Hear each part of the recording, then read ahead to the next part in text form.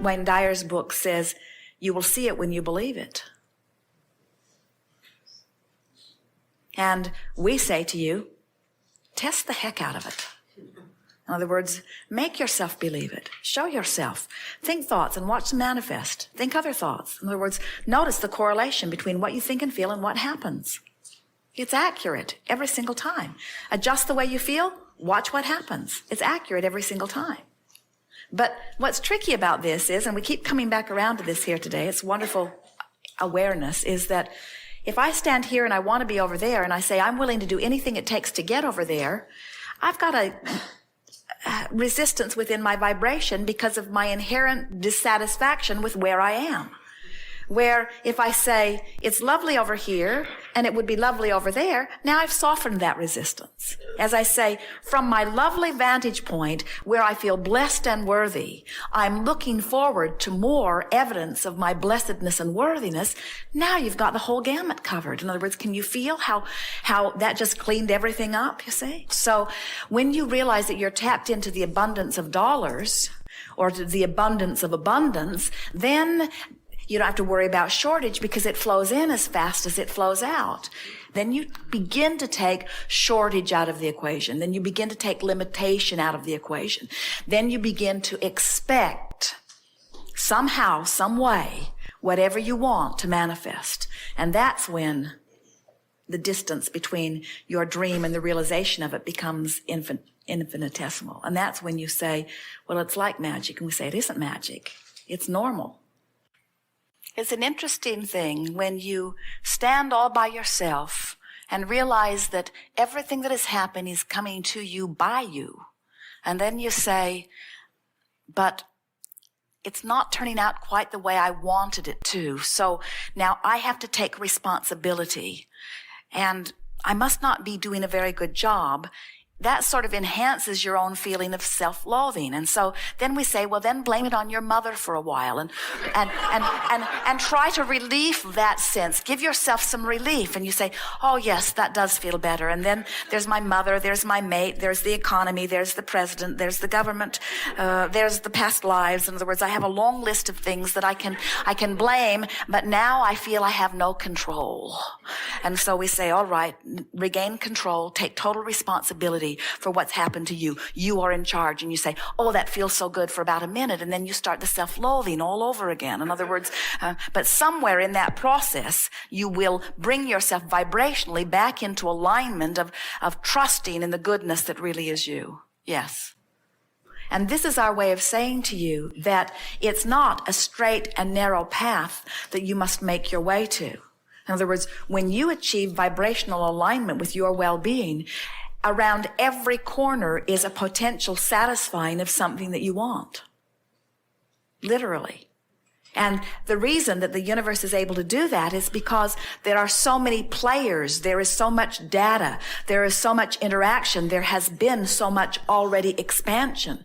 In other words, the ingredients are already here. And so it is, another way we like to say it is, when you ask for something, say you're asking for a relationship, immediately, at least 100 avenues to lead you directly to what your heart's desire would feel satisfied having are before you instantly. At least 100 options. But if you're not in vibrational alignment with them, there might as well not be any. In other words, it's like your friend saying, oh, I heard the most beautiful music being played from my radio all morning long. I had my radio dial set on 98.6 and it was rapturous. And you said, I didn't hear it. Well, did you have your radio dial set on 98.6? No. So if you're tuned up, if you're in alignment with what you want, then it's there, it's there, it's there, it's there, it's there, it's there, it's there. It's about vibrational alignment. By the time you were able to identify it in thought as a desire, it's done. If you can think it, the components are here, and you can realize it as quickly as you line up with that. In other words, if you say, I want I want a prize, the universe says, very well, we will line up endless opportunities for you to have your prize.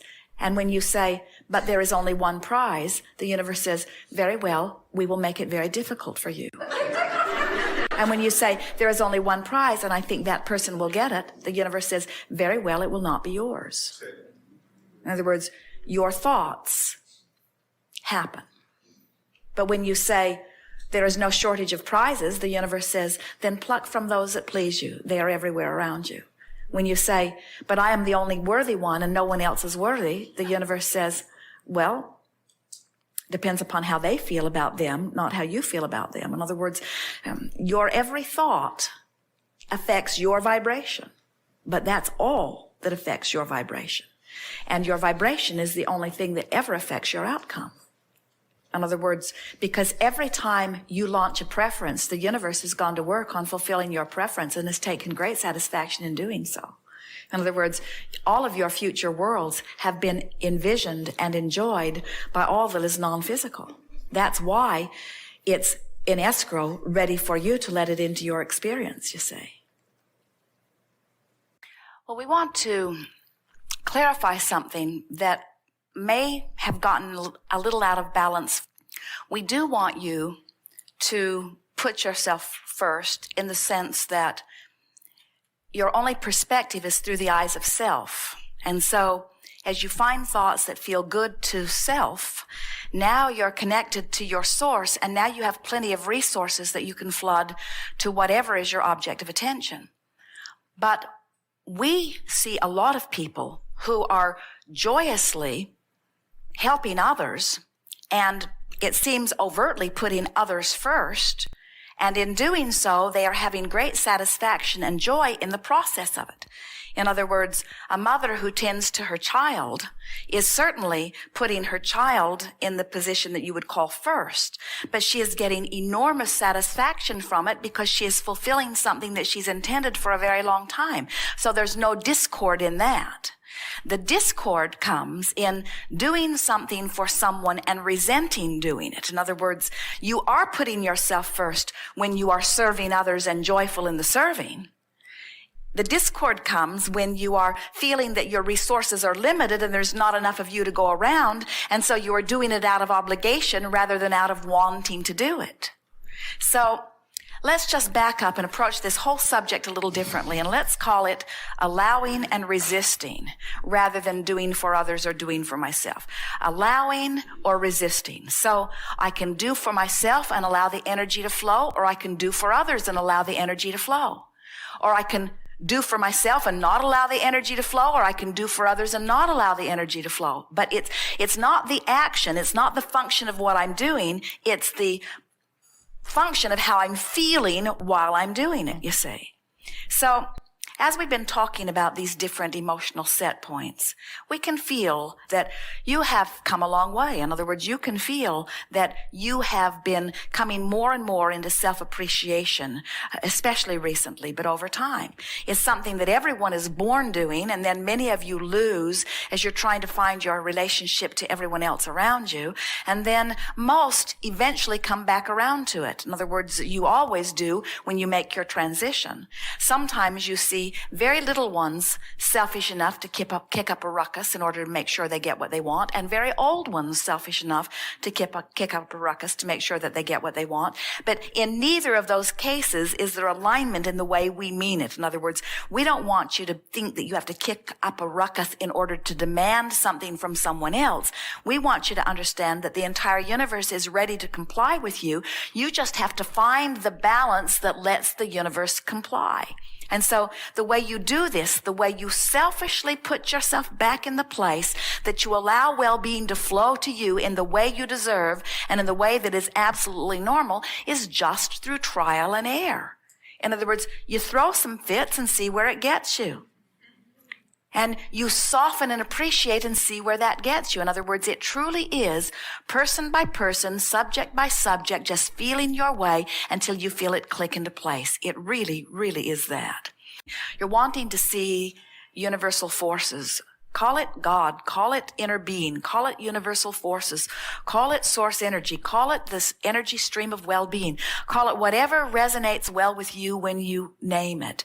But try to accept that it will always provide for you. In other words, if you could resist the temptation to explain how far you've come. Now, we know there is some sense of satisfaction in that, because especially if you're here and you want to be someplace different, sometimes it is satisfying to say, well, look how far I've come. That gives me expectation that I can still go further. Yeah. And that's wonderful. We want to hear. But if you get too heavy-handed in explaining where you've been, then that's why you say it feels like it's two different personalities. And it is two different personalities. There's the connected you and the disconnected you. Those are too strong of words because you're never disconnected, but there's the more allowing of who you are you, and there's the less allowing of who you are you see. And you get so that you can feel which drum you're beating. And that's why it's an emotional journey. How I feel is everything, and what I do is inconsequential. But how I feel about what I do is everything, but what I do does not make any real difference. And we want to guide you to that. But how about this? This is a different tact. How about everything that I think that I need to do is all in order to propel me to some place that when I get there, I think I will be happier. So everything that I am doing, no matter what it is, all of my lists of right and wrongs are all about me getting to a manifestation that I believe, then I will be happier. So why don't I take a shortcut and just go get happy? And once I get to that happy place and test it, we encourage you to test this. This is not a theory that we are practicing for the first time on humans. This is the way the universe operates. In other words, everything about law of attraction and this inclusion-based universe is about this. And the happier you are, the more you allow all of the things that you've been saying you want, you see. So we have an assignment for you. We want you to please you first. And we want you to tell everyone else to take a flying leap. Only thing is, in your case, there are not that many others that you will be able to tell to take a flying leap. In other words, there are not a lot of others that are making demands on you. It is your own internal contradictions. It's like Esther. She will say, I am free to do anything in the world that I choose to do. For me to ever be in a moment of complaining is as screwy as it gets. Because I'm in charge of everything about my life experience. And we say, yes, but you have these habits of thoughts that are carryovers from when you didn't believe that you were in charge of everything. And you sort of have to release them just one triumphant whoosh at a time. Yes. So we can't give you one process or even one way of approaching this, because there are lots of different subjects in your experience that might require a little different response from you. Because on some subjects, your vibration on the emotional scale is way up here in appreciation. On other subjects, it's over here in fear. In some subjects, it's over here in a feeling of overwhelmment. In some subjects, it's all the way up here in ecstasy and joy and satisfaction. And so there's no one way. You just got to pick a subject and then talk about it with one thing in mind as you've got your ear to the ground. How can I approach this subject, which must be important to me because it keeps coming up, in a way that feels increasingly better?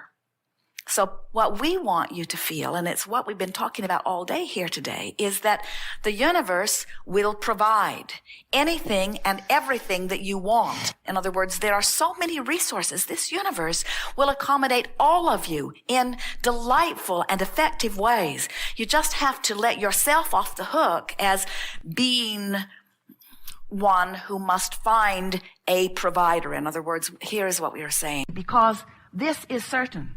Where you stand and where you want to be is known by all that is.